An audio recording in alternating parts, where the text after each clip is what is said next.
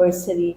So makita po natin talaga na God is faithful sa bawat pamilya natin, na the Lord has blessed us in whatever yung ating, even in physical, kita natin yung healing na binigay kay Sister Nitz, di ba, yung mga blessings na binigay ng Panginoon.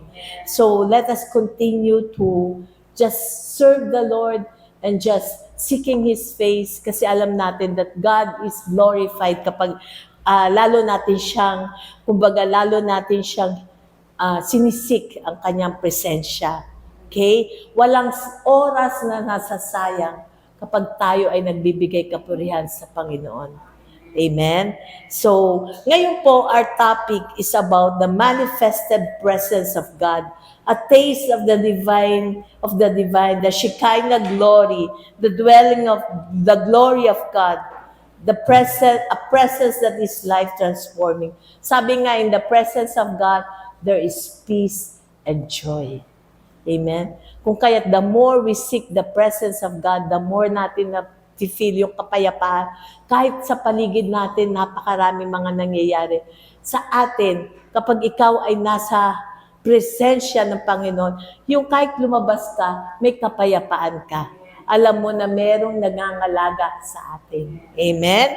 So, at ito nga po yung katulad ng ginawa ni Moses. Si Moses, he seek the presence of God. Sabi nga niya, let your glory be seen upon us, sabi niya. Pero first, balikan natin ang story ni Moses sa Exodus 3:1-6. Doon tinawag si Moses at sinabi, there the angel of the Lord appeared to him in flames of fire from within a bush. Moses saw that through the bush was on fire and did not burn up. So Moses thought, I will go over and see this strange sight, why the bush does not burn up. When the Lord saw that he had gone over to look, God called to him from within the bush, Moses, Moses. And Moses said, here I am. Do not come any closer, God said. Take off your sandals, for the place where you are standing is holy ground. Then he said, I am the God of your father, the God of Abraham, the God of Isaac, and the God of Jacob.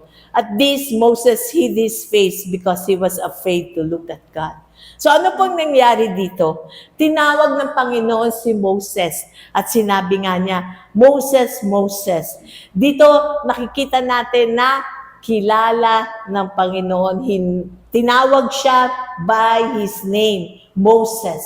Ibig sabihin ay, sabi nga din sa Isaiah 43:1, now this is what the Lord says, He created you, O Jacob, and He who formed you, O Israel. Do not fear, for I have redeemed you. I have called you by your name. Before you were formed, God knew you. Bawat isa sa atin, kilala ng Panginoon. And every one of us, God has a perfect plan sa bawat isa sa atin. Kilala ka ng Panginoon. Sabi ng yung iba, ay putok lang sa buhok. Di ba yun sabi ganon? But actually, bawat isa sa atin, merong magandang plano ang Panginoon. At kilala ka niya.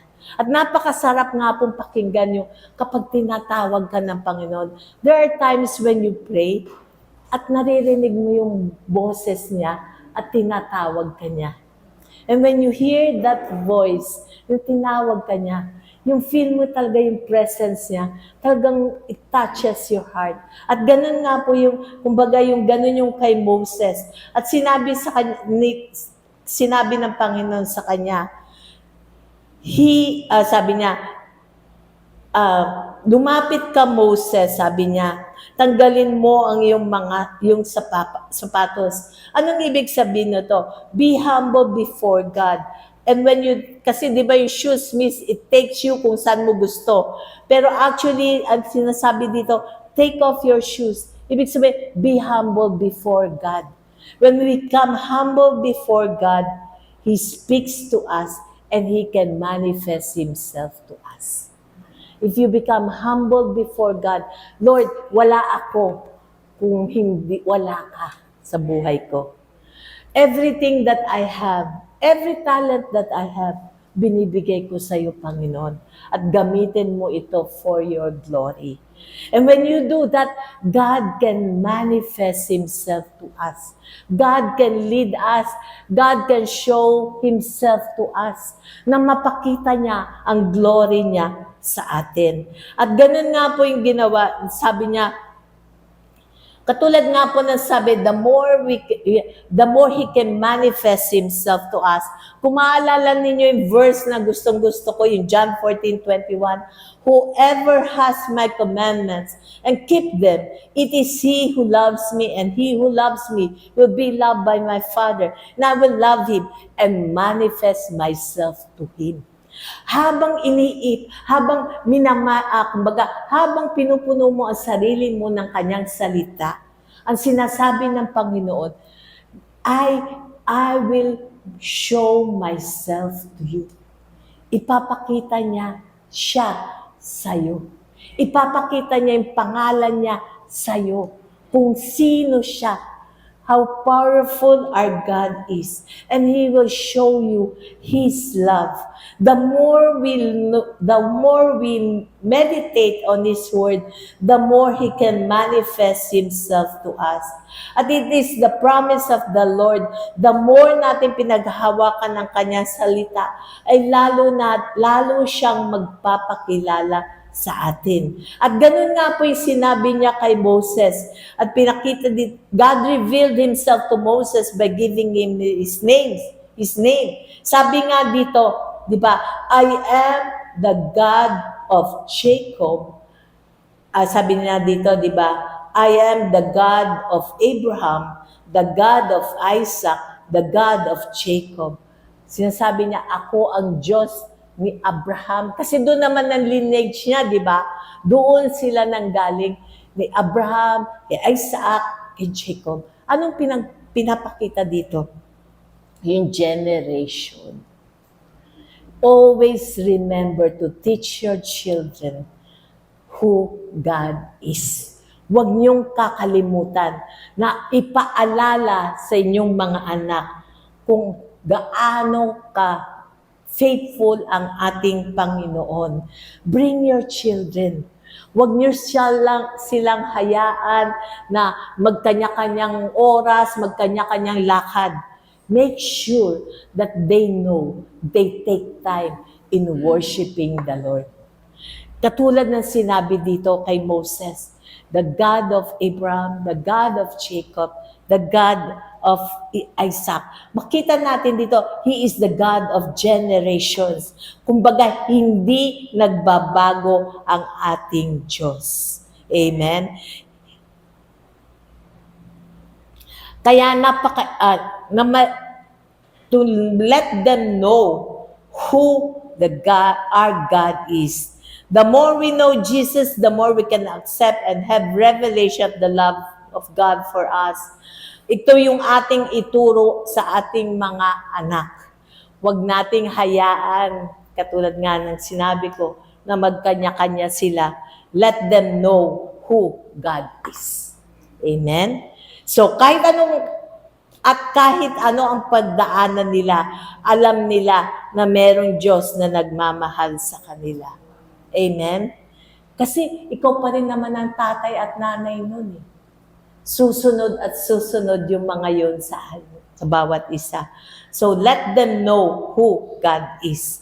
At ganun nga po after nung kay Moses, sabi nga, but Moses said to God, who am I that I should go? Kasi ang kanyang sinabi ng Panginoon kay Moses, na ikaw ang maglilid sa mga Israelites palabas sa Egypt. Dahil narinig niya ang iyak na at panalangin ng mga Israelites. At ikaw ang maglilid noon. At ito ang sabi ni Moses, yet feeling na, worthy ba ako? I mean, kumbaga may abilidad ba ako? Ito ang sabi sa kanya ng Panginoon. Kung minsan ganun ang pakiramdam natin, di ba? Na may abilidad ba tayo to share the word of God? May abilidad ba tayo to do this and that? Tapos tingnan natin anong sabi ni Moses, ay ng Panginoon kay Moses. In Exodus 3:11-15, but Moses said to God, "Who am I that I should go to Pharaoh and bring the Israelites out of Egypt?" And God said, "I will be with you. And this will be the sign to you that it is I who have sent you. When you have brought the people out of Egypt, you will worship God on this mountain." Moses said to God, "Suppose I go to the Israelites and say to them, 'The God of your father has sent me to you,' and they ask me, 'What is his name?' Then what shall I tell them?" God said to Moses, "I am who I am. This is what you are to say to the Israelites, 'I am has sent me to you.'" God also said to Moses, "Say to the Israelites, 'The Lord, the God of your father, the God of Abraham, the God of Isaac, and the God of Jacob has sent me to you. This is my name forever, the name you shall call me from generation to generation." Again, inulit na naman to, from generation to generation. Amen? At ano pong sabi dito? I am who I am.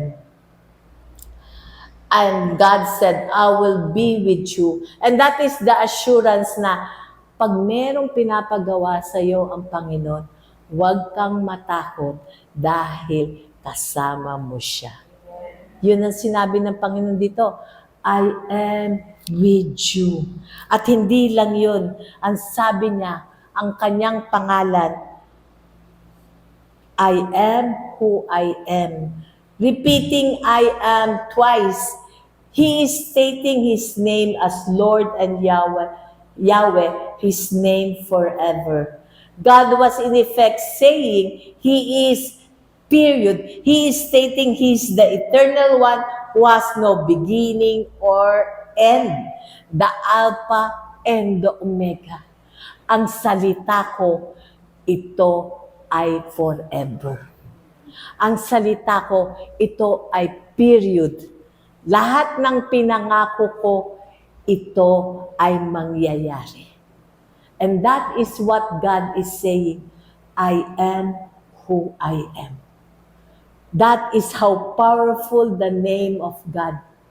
What He has promised, He will fulfill it. Dahil hindi niya papabayaan na ang kanyang salita ay mabali. Amen? Sabi nga dito, now that we are the new covenant, He is not just Lord, but also a Father to us. He is our Abba na lagi nating malalapitan. And the difference, that relationship, kapag meron kang ama, alam mo na hindi kayong magkakahiwalay. Amen? At ito nga po yung sinasabi, lagi nating inaano in Ephesians 3:17-19, so that Christ may dwell in your hearts through faith, and I pray that you, being rooted and established in love, may have power together with the Lord's holy people and to grasp how wide and long and high and deep is the love of Christ. So ano pong sinasabi dito ni Paul? Sinasabi dito, when you are rooted and established, kung kilalang-kilala mo ang Panginoon, ano ang kasama nito? Power.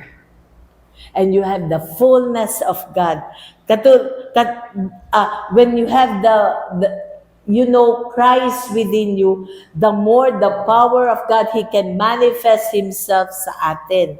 At yun nga po, like in Ephesians 1:17, naalala ninyo, di ba sabi dito, I keep asking that the God of our Lord Jesus, the glorious Father, may give you the spirit of wisdom and revelation so that you may know Him better. I pray that the eyes of your heart may be enlightened, that you may know the hope to which has called you, the riches of His glorious inheritance in His holy people. Ano pong ibig sabihin nito? Di ba napag-aralan na natin to? Wisdom means Sophia, the Holy Spirit in us, and the revelation is the Word. That the more we know Jesus through the Word, the more the Spirit of God can move upon us. Amen? At ito pa, in John 7:37-39, in the last day, that great day of the feast, Jesus stood and cried, saying, "If any man thirst, let him come unto me and drink. He that believeth on me, as the scripture has said, out of his belly shall flow rivers of living water. Ano pong ibig sabihin nito? Ang sinasabi ng Panginoon, seek the presence of God. And out of your belly shall flow rivers of living water. Amen? Dito nagsisimula. Maalala ninyo yan, kapag nagpe-pray ka, yung pray in tongues, di ba dito, that comes, because when you receive, you were baptized in the Holy Spirit, the Spirit of God lives within us, and the Spirit of God teaches us how to pray. At sabi ni Jesus dito, sabi ng Panginoong Jesus dito, lapit ka sa akin. Kung ikaw ay nauuhaw, lumapit ka sa akin. And out of your belly shall flow rivers of living water. Muli kang sasaya.